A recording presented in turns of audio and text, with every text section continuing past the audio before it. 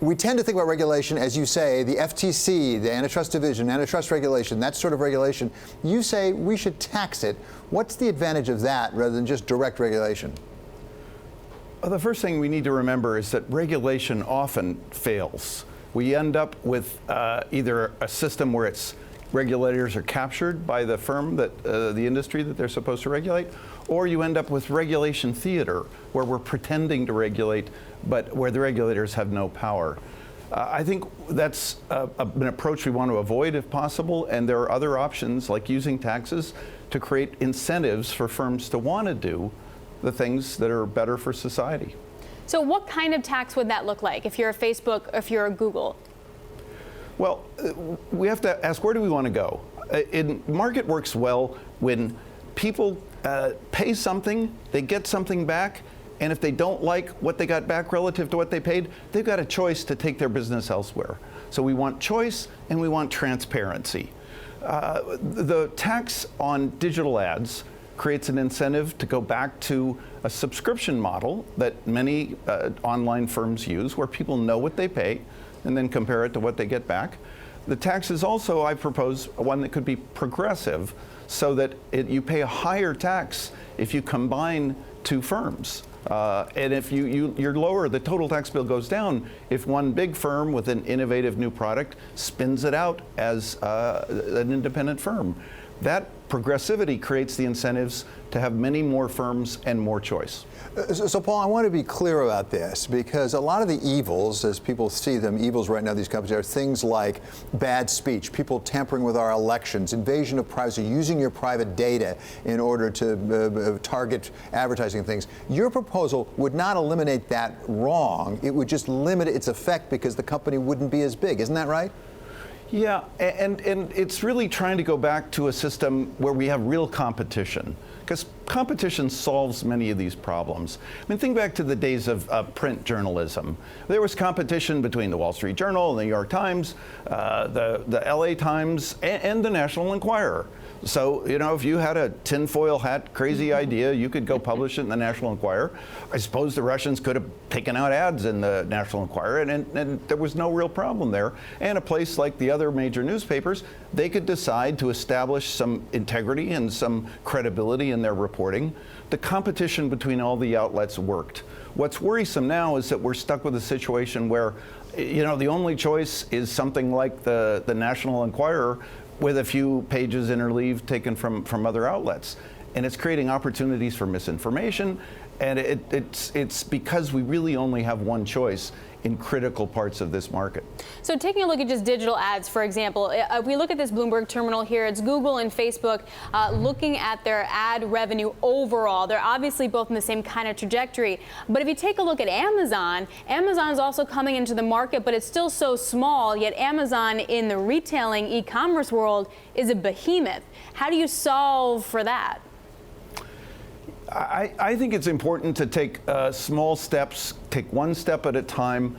I think there are many people worried about the lack of credibility in the news that we're reading, the opportunity for people who want to cause trouble to use these outlets. So I would focus on those parts of our publishing, communication, you know, the commons of discussion.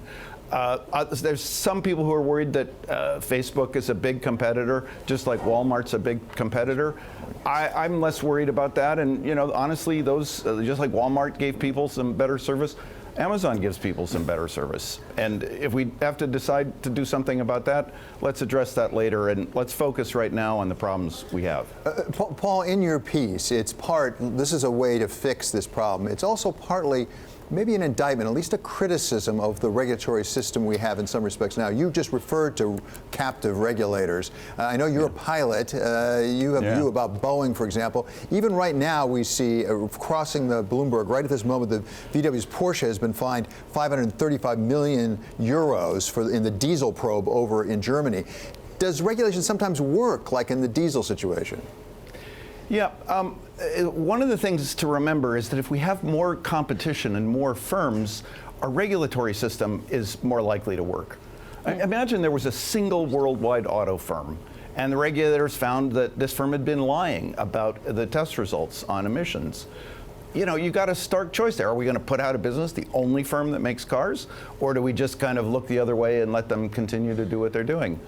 The fact that we've got many auto firms means that you can punish a firm if they cheat on the emissions tests. So the regulators are more likely to succeed in doing their job if they're dealing with many firms instead of a single one. Paul, does that suggest there might be a specific problem with respect to Boeing? Because it's a duopoly globally with Airbus. Yeah, in the United States, we have a single firm, and I think the kind of the regulators here, well, there's two problems. One, Boeing has been so powerful that it persuaded the Congress and the executive branch to undermine the system of regulation that used to work very well based on the FAA.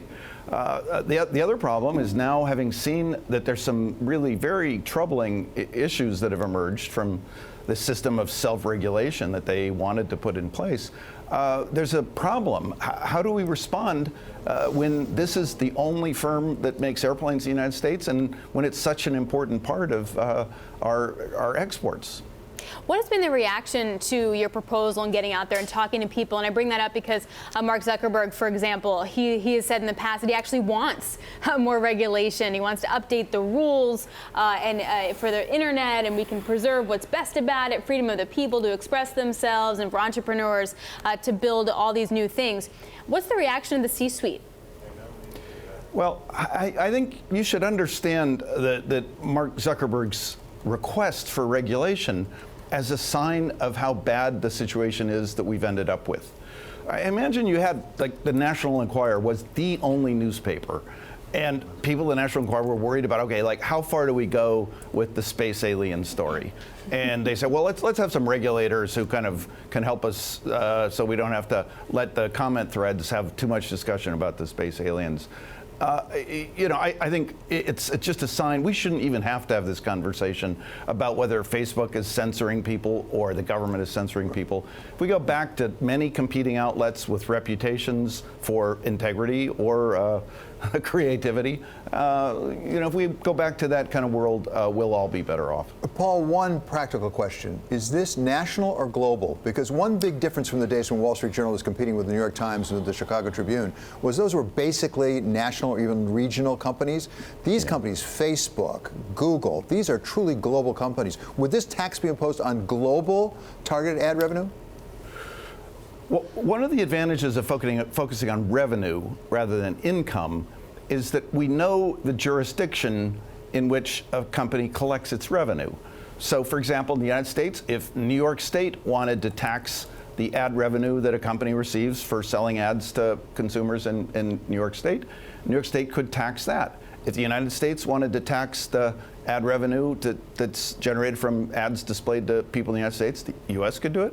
If a European country wanted to tax ads displayed to its citizens, it could do it. So all these different jurisdictions can make their own choices. With income, a company can move the income to the low-cost, low-tax jurisdiction, but revenue can't be moved around with accounting tricks.